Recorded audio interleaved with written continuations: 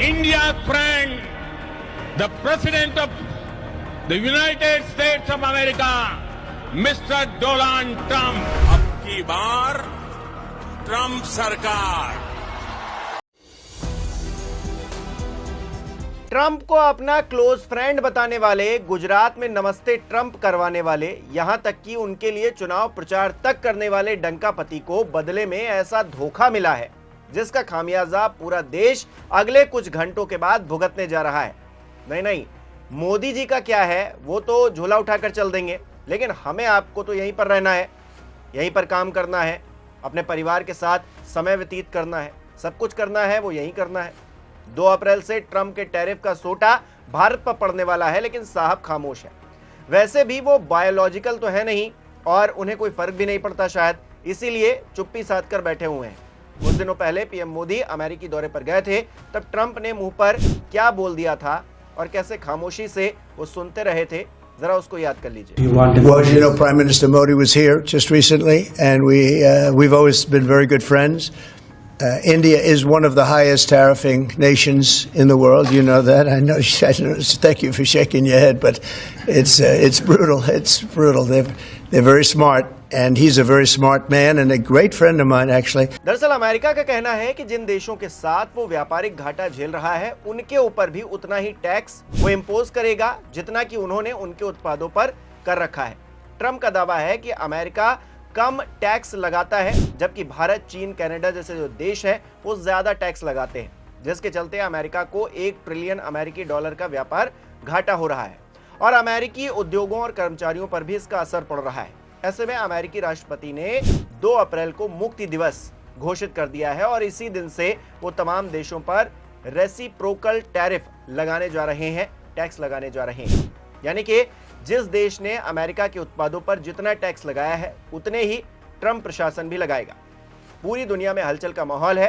भारत के भी विश्वगुरु बनने की राह में ट्रंप ने रोड़ा अटका दिया है। लेकिन हैरानी की बात यह है कि मोदी जी कुछ नहीं कर पा रहे, कुछ बोल भी नहीं रहे, जबकि मोदी जी तो एक फोन पर बड़े बड़े युद्ध रुकवा देते हैं, दुनिया भर के सुप्रीम लीडर्स के साथ गलवैया करते हैं, उठना बैठना है उनका। ब्रह्मांड में मोदी जी का डंका बजता है, पर ट्रंप का टैरिफ वाला उल्का पिंड फिर भी भारत पर आफत बनकर गिरने को तैयार है। बड़ी हैरानी की बात है दोस्तों कि ट्रंप कितना कुछ कह रहे हैं, लेकिन हम गांधी जी के 3 बंदरों की शिक्षा धारण करके मौन बैठे हुए हैं। India charges us massive tariffs, massive. You can't even sell anything into India. It's almost restrictive. It is restrictive. You know, we do very little business inside. They've agreed, by the way, they want to cut their tariffs way down now because somebody's finally exposing them for what they've done. मैंने भारत की पोल खोल दी है, इसलिए अब वो अपने tariff कम करने को मान गए हैं। ये डोनाल्ड ट्रंप ने अभी से कुछ घंटों पहले, जब हम और आप सो रहे थे, तब कहा। दोस्तों 2021-22 से 2023-24 के बीच में अमेरिका भारत का सबसे बड़ा व्यापारिक साझेदार रहा है। भारत के कुल निर्यात में अमेरिका की 18% हिस्सेदारी रही, जबकि आयात 6.22% रहा। द्विपक्षीय कारोबार 10.73% रहा। सामानों के इंपोर्ट और एक्सपोर्ट के मामले में अमेरिका 35.32 अरब डॉलर के सरप्लस में है।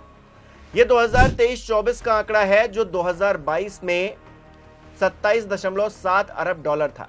हालांकि टैरिफ वाले अटैक के बाद असमंजस की एक स्थिति बन गई है। यह भी स्पष्ट नहीं है कि अमेरिका अगर टैरिफ लगाता है तो फिर भारत पर यह कितना होगा। यह भी क्लियर नहीं है कि यह टैरिफ प्रोडक्ट लेवल पर होगा, सेक्टर लेवल पर होगा या फिर कंट्री लेवल पर होगा। टैरिफ टेररिज्म का एक नया विश्व कीर्तिमान रच दिया है।